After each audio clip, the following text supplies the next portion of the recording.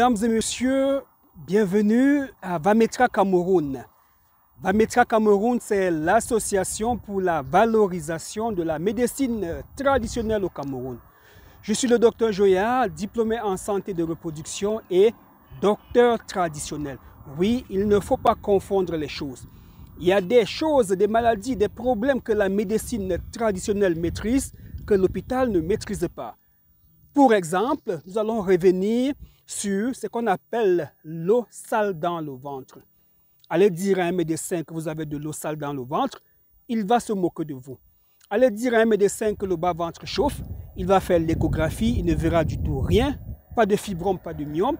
Il va faire une radio de trompe, rien du tout. Il va faire un bilan MST, rien du tout. Et en Afrique, depuis la nuit des temps, il y a des femmes qui ne gardent pas la grossesse.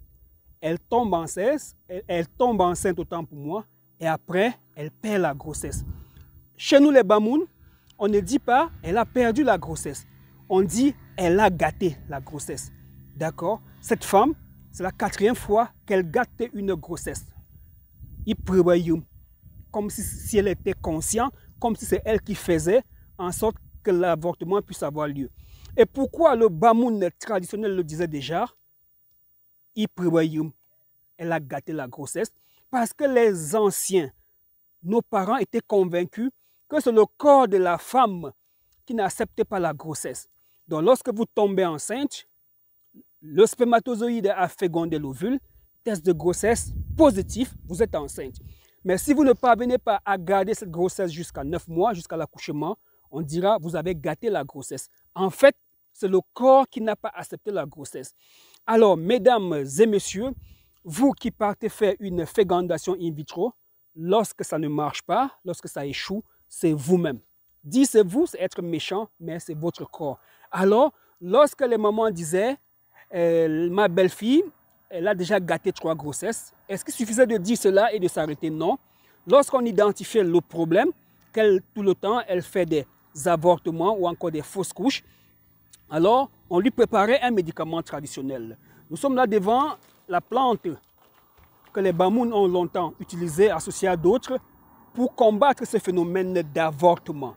L'avortement ici, c'est l'équivalent du rejet de l'embryon implanté dans la muqueuse utérine lors de la fécondation in vitro. Mesdames et messieurs, je fais cette vidéo pour 2 catégories de femmes. Celles chez qui on n'a rien trouvé à l'hôpital, mais qui sont toujours stériles. Revenez au village, revenez en Afrique, revenez en médecine traditionnelle. Il y a des choses qu'on connaît en médecine traditionnelle que l'hôpital ne connaît pas du tout.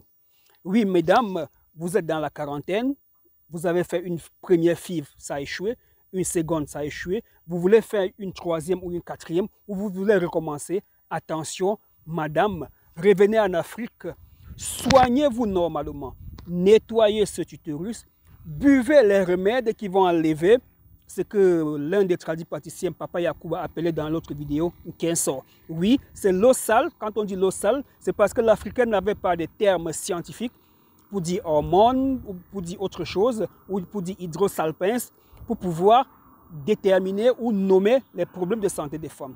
Donc, madame, il était important pour moi de marquer un arrêt au pied de cet arbre. En fait, c'est un arbre à la base. Puisqu'on l'a coupé, il y a une jeune tige qui est sortie là, qui a fait de très larges feuilles. D'accord? Voilà. Vous qui vous trouvez très loin en Europe, aux États-Unis, un peu partout dans le monde, nous ne pouvons pas vous envoyer des feuilles fraîches comme ça. Alors, on va chercher ces mêmes feuilles, on va découper, on va sécher au soleil. Après, on va écraser, on va avoir des poudres qu'on va vous acheminer par la poste aux 4 coins du monde. Mesdames et messieurs, merci pour m'avoir écouté pour cette minute de médecine et tradition. Oui, retenez cela, médecine et tradition, ou encore gynécologie à l'africaine. Comment est-ce que l'Africaine pratiquait la gynécologie?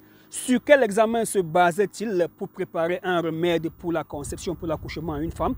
L'Africain se basait sur des connaissances empiriques, mais qui se sont avérées vraies avec le temps. Je vous ai montré les racines du péché africain, cet arbuste qui a des racines jaunâtres, qui est un puissant analgésique contre douleur. D'accord? Donc, la science nous aide de plus en plus à prouver aux yeux du monde entier que les Africains ne sont pas restés dans l'obscurantisme comme certains médecins modernes veulent nous le faire savoir. Mesdames et messieurs, merci. À bientôt pour d'autres explications concernant les problèmes de gynécologie ou encore de stérilité.